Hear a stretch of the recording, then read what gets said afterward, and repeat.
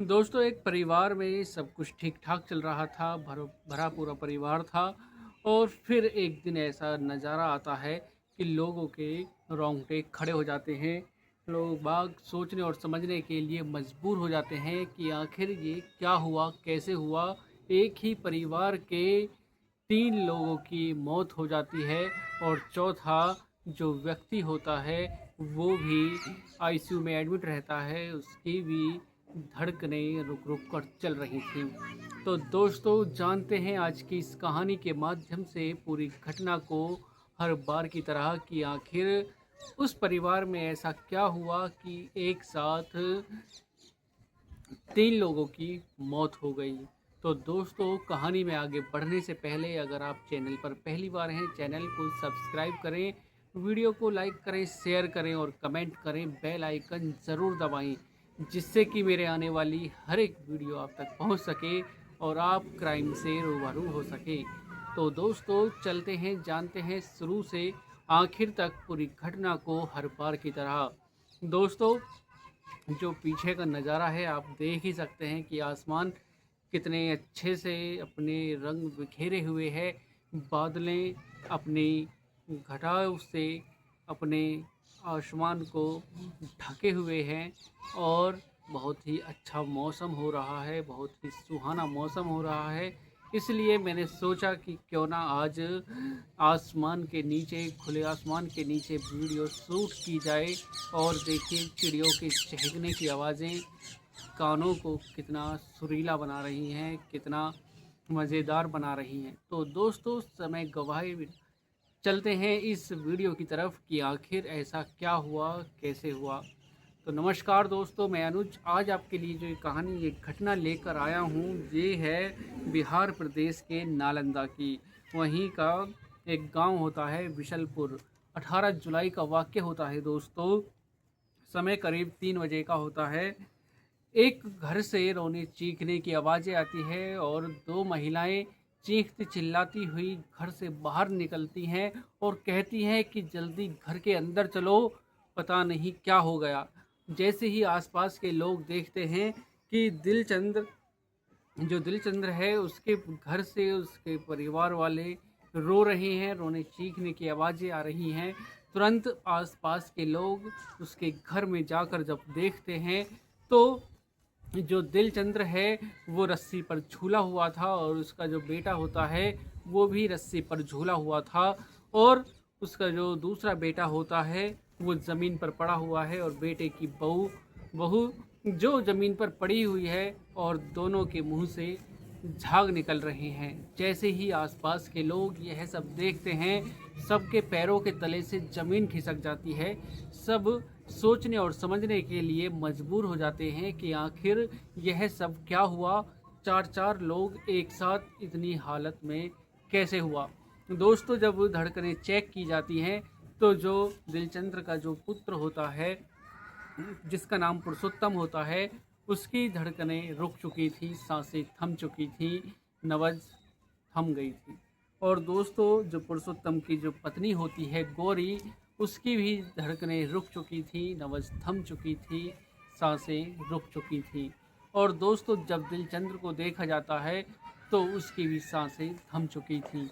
दोस्तों, उसके बाद जो दूसरा बेटा होता है रंजीत, जब उसको देखते हैं तो उसकी सांसें चल रही थी, वो तड़प रहा था और उसको उतारा जाता है और हॉस्पिटल ले जाया जाता है। दोस्तों, पुलिस को भी फ़ोन कर दिया जाता है। मौके पर पुलिस पहुंच जाती है और जो रंजीत होता है, रंजीत को चंडी रैगल अस्पताल में ले जाया जाता है और उसके बाद जो उसका ट्रीटमेंट चलना शुरू हो जाता है। उसकी भी हालत बहुत ही गंभीर थी।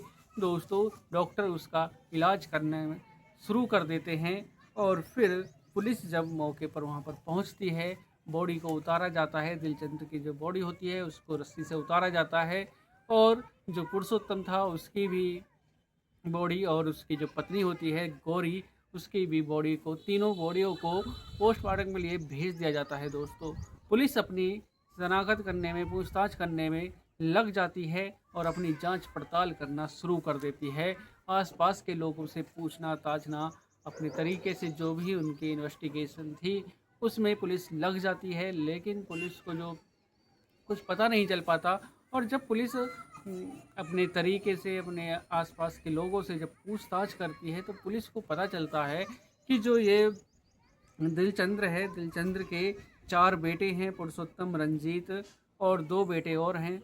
दोस्तों उसके बाद जो पुरुषोत्तम था, पुरुषोत्तम की शादी 2018 में गौरी से हुई थी और गौरी के 3 बच्चे होते हैं। सब कुछ ठीक-ठाक चल रहा था। दिलचंद्र जो अपनी बेटे की बहू से उसके संबंध बनने शुरू हो जाते हैं, वो एक दूसरे के नज़दीक आना शुरू हो जाते हैं।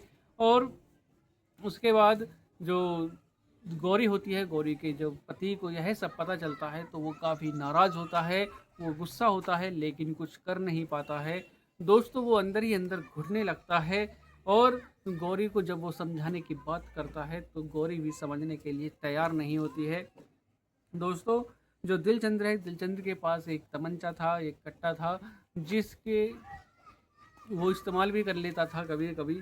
और सुनने में यह भी आता है पुलिस के कि जो दिलचंद्र है वो अपनी जो लड़के की जो बहू है उसके तमंचे की नोक पर उससे संबंध बनाता था। लेकिन जब पुलिस अपनी इन्वेस्टिगेशन करती है, जांच पड़ताल करती है, उसमें यही पता चलता है कि जो गौरी है और दिलचंद्र है, उन दोनों के अवैध संबंध चल रहे थे। और जो पुरुषोत्तम होता है, पुरुषोत्तम यह सब सहन नहीं कर पाता और फिर वो 18 जुलाई को कुछ दवाइयाँ लेकर आता है और मिठाई में उन्हें मिलाता है और अपनी पत्नी को खिला देता है और कहता है कि मैंने तुम्हें बहुत समझा लिया, मैंने अपने तरीके से तुमको सब कुछ समझा लिया, लेकिन तुम अपने घर को बचाना नहीं चाहती हो, और लो इस मिठाई को खा लो। और फिर वो अपनी पत्नी को मिठाई खिला देता है और फिर अपने आप भी वो उस मिठाई को खा लेता है। जब रंजीत वहाँ पहुँचता है तो देखता है कि उसके जो भैया है और भाभी है, उनके मुंह से झाग निकल रहे हैं और उनसे पूछते हैं कि भैया आखिर ये क्या हुआ, कैसे हुआ। तो रंजीत तड़प रहा था और उसकी जब वो जो पुरुषोत्तम था वो तड़प रहा था और बताता है कि भाई जो तुम्हारी मेरी जो पत्नी है, इसके संबंध अपने ससुर से चल रहे थे, मेरे पत्नी के संबंध मेरे पिता से चल रहे थे, और इसी वजह से मैंने यह कदम उठाया। मैंने अपनी पत्नी को काफ़ी समझाया है, लेकिन यह समझने के लिए तैयार नहीं थी, और इसी वजह से मैंने इसको भी और अपने आप को भी इस धरती से उठाने का सोच लिया था, और इसलिए मैंने यह कदम उठाया, ये दवाई खाई। दोस्तों जैसे ही उसका भाई यह सब सुनता है, वो लाठी लेकर अपने पिता के पास आता है और कहता है कि भाई और भाभी दोनों मरने वाले हैं, उनकी हालत गंभीर हो रही है और यह सब तुम्हारी वजह से हो रहा है। और जैसे ही वो दोनों अंदर कमरे में जाकर देखते हैं, तब तक पुरुषोत्तम और जो गौरी होती है उनकी सांसें थम चुकी थी, नब्ज रुक चुकी थी। दोस्तों जैसे ही यह सब देखते हैं, उसके बाद उनके पैरों के तले से ज़मीन खिसक जाती है। वो सोचने और समझने की भी काबिल नहीं रहते कि आखिर अब क्या करें, कैसे करें। दोस्तों उसके बाद जो दिलचंद्र होता है, वो एक रस्सी लाता है और उस पर झूल जाता है, और फिर जो रंजीत होता है वो भी इसी कदम को उठा लेता है। और दोस्तों जब तक जो दिलचंद्र की जो पत्नी होती है, जब वो घर पर आती है और देखती है, तो वो उन सबकी हालत गंभीर थी और उनकी सांसें रुक चुकी थी। और जब आसपास के लोग वहाँ पर पहुँचते हैं तो देखते हैं रंजीत है, उसकी हालत बिगड़ी हुई है, लेकिन उसकी सांसें चल रही हैं, और फिर उसको उतारा जाता है और हॉस्पिटल के लिए ले जाया जाता है। दोस्तों उसकी भी कंडीशन काफ़ी नाजुक है। और फिर पुलिस को जब सारी कहानी का पता चलता है कि आखिर यह सब इस वजह से हुआ, क्योंकि जो पत्नी थी पुरुषोत्तम की, जो बहू थी, उसके संबंध अपने ससुर के साथ चल रहे थे। दोस्तों कुछ लोगों का कहना ये भी है कि जो दिलचंद्र था उसके संबंध पत्नी से नहीं चल रहे थे, बल्कि दिलचंद्र उस तमंचे की नोक पर वो अपने बेटे की बहू से संबंध बनाता था। लेकिन दोस्तों कुछ भी हो सकता है, अगर ऐसा कुछ था तो जो पुरुषोत्तम है वो ऐसा कदम नहीं उठा था, क्योंकि अगर ऐसा कुछ होता तो जो पुरुषोत्तम है वो अपने परिवार को लेकर कहीं अलग भी रह सकता था, अपने पिता से बोलचाल बंद भी कर सकता था, अपनी पत्नी को लेकर वो कहीं बाहर किराए पे रह सकता था, लेकिन ऐसा कुछ नहीं था दोस्तों। जो पुरुषोत्तम था वो अपनी पत्नी से प्यार करता था, मोहब्बत करता था, इसलिए उसने पहले अपनी पत्नी को ख़त्म किया और फिर अपने आप को ख़त्म किया, क्योंकि अब वो उसके बिना वो क्या करेगा और जी कर भी क्या करेगा।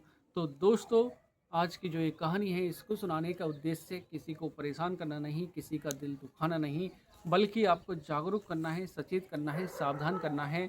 सतर्क रहें, सावधान रहें, सुरक्षित रहें। मिलते हैं एक और घटना के साथ। आज के लिए सिर्फ इतना ही।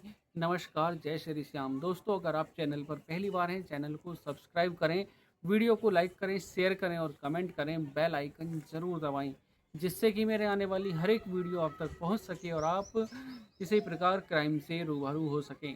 तो दोस्तों, एक प्यारा सा कमेंट आप ज़रूर कीजिएगा, जिसका इंतज़ार रहता है। नमस्कार, जय श्री श्याम।